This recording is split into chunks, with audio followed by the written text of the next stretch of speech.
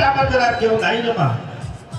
তাই তো আমি তোকে সাবধান করে যাচ্ছি মা, তুই কোথাও যাবি না, তুই খুব সাবধানে থাকবি, খুব সাবধানে থাকবি।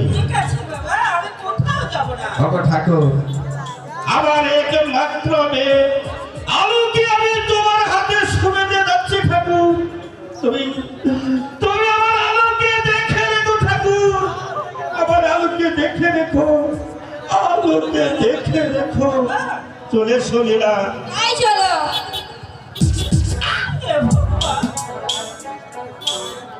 আমার বাবা মা রাজ বাড়িতে গেল, একটি চাকরির সন্তান তুমি করে দিও ভগবান, তুমি করে দিও।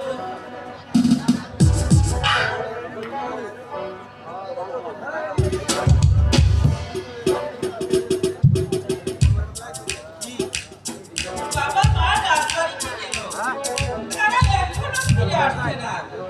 আমার যে বিশেষ ভালো